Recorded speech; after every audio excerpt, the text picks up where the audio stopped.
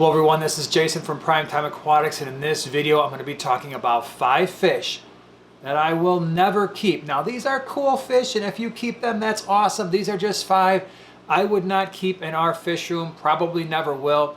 Let's take a look, and I want to hear from you down in the comments section below. How much do you disagree with me? Are there 5 fish that you would not keep? Would love to hear that from you as well. Thanks for being here. So this first one on my list is the Piranha. It is a cool fish, and I know a lot of people who can keep them and have a pretty nice looking aquarium, but there's a number of reasons why I would not keep Piranha in my fish room. One is they need a relatively large tank, and that's going to be a common theme throughout most of this video. They need a pretty large tank. They need to be kept in large groups, but really the main reason why I don't particularly prefer the Piranha is I find them to do mostly this, and if they're in a rectangular tank, they don't really swim around all that much. They are actually in some ways boring fish, if you will. They just don't swim around all that much. They don't have a great personality. If I were going to keep something like this, I'd much rather have silver dollars, a lot smaller, a lot easier to care for. And I'm also not into watching fish eat smaller fish. Not that you have to do that with the Piranha, but between the fact that you need a large tank, a big group, they're not very active, and they can be pretty skittish, that's not necessarily a fish that I want to dedicate space to in my fish room. Next one on my list is the flower horn. Yep, I really don't think I will ever have a flower horn in my fish room in any of my aquariums.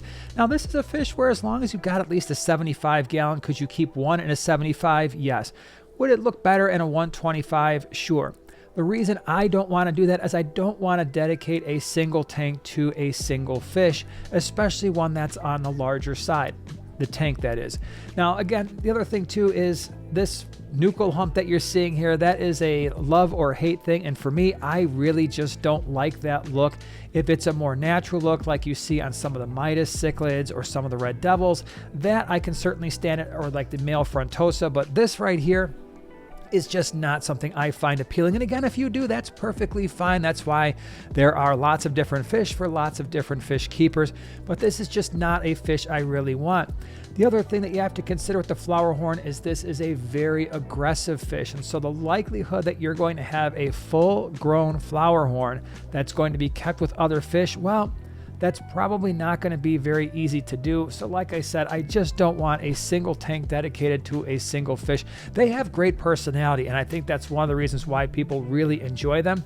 But for me, I like to keep multiple fish in a tank, and there are other fish that have equally as good a personality, if not even better. I'm thinking about the Oscar for one, or even the red devils and Midas cichlids, where you might be able to keep those with other fish, have a really outstanding personality and not have to dedicate a single tank, large tank, to one fish. Next one on the list, and I know this one is going to probably sting for some of you, and that is the Arowana. I love the Arowana. I love the way it looks. I like the Asian Arowana a lot more than the silvers, but this is a fish, well, for one, it's just a very large fish, and I don't think a lot of people fully appreciate just how big some of these fish can get, and even the smaller ones that are going to grow 2.5-ish feet, they still need a really large tank, and so that is a limiting factor for sure.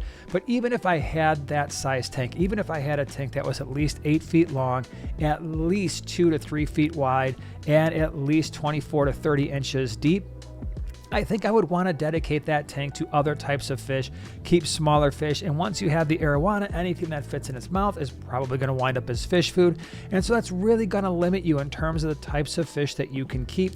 Not only that, but I think a lot of people underappreciate just how much these fish love to jump, and so you have to have some special considerations, a very tight-fitting lid, weigh that thing down with bricks and rocks and even cinder blocks, because these fish can jump. They've been known to jump out of tanks and crack lids, but this is just a fish that I think really limits you in terms of what you want to keep or what you potentially can keep in a tank. Now, if you like monster fish and you've got the appropriate tank mates, like you're seeing in this video here when we went to The Cleveland Aquarium, they had a really nice display. Same thing with Springfield at the Wonders of Wildlife. That's where this footage is coming from. Yeah, they had a lot of large fish. They had peacock bass, but keep in mind, this was a 16,000 gallon aquarium too. Not that you'd need one that large, but certainly you're looking at around a 300 gallon, I think, long term, especially for the silver. And by the way, some of the Arowana may not be legal where you live, so just keep that in mind too. This is going to sound crazy, and I know a lot of you are like, you're just going to slap your forehead on this one, but koi and the common and comet goldfish, I have no interest in keeping. And I know this is something that is unusual for a fish keeper. I have never really had the urge to keep a large pond. And if I did, I don't think it would be koi. I think there would be other types of tropical fish I would be more interested in keeping in a pond. So for the koi, one, clearly they are very cool looking fish. And if you have a koi pond and you love it, that's awesome. It's just something that I wouldn't do. I wouldn't keep koi. And then on the smaller side, the comet and common goldfish, I have had them in the fish room before. I did a video about them. I'll put that in the upper right hand corner. But they can grow up to about a foot, maybe larger. And so you actually need a really large tank for those fish. And they're tank busters. They're going to create a lot of waste.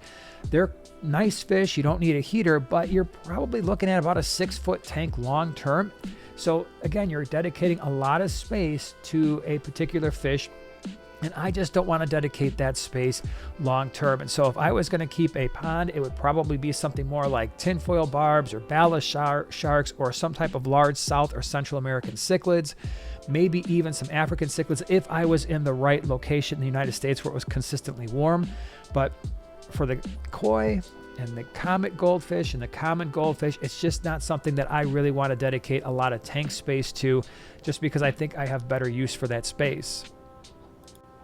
This last one, I know some of you are going to scratch your heads with this one too, but most of the high-end expensive plecos, I'm really not interested in keeping. They can range anywhere from just 5-6 inches all the way up to a foot or more. The problem with most of the really expensive plecos is, one, they're really expensive, and I don't generally spend a ton of money on my fish. But the more interesting aspect is the fact that so many of them love to hide. And I don't want to spend $150, $200, $300 on a fish and seldom see it. I know it's exciting when you do, but there are other fish I would rather spend money on that are going to be out all the time. So just keep that in mind, especially if you're going to be looking at some of these more expensive plecos, that sometimes they're not always going to be out. They're not always going to be visible. And they can cost an awful lot of money. And so I tend to prefer some of the cheaper plecos, a lot of the bristlenose varieties. You can get long fin, short fin, blue eyes, all different types of colors. I love the clown pleco. There's just so many other ones, the rubber lip pleco, where I don't need to spend a lot of money on some of these more expensive plecos, and that tend to be a little bit more reclusive. Not only that, but some of the more expensive plecos, they're a little bit more finicky with their food and sometimes their water parameters and even water temperature. So would really love to hear from you. Are there fish that you would absolutely never keep? Do you think I'm crazy with some of these picks here? That's okay too. Would love to hear from you down in the comments section below. Really appreciate you being here, and we'll see you in the next one.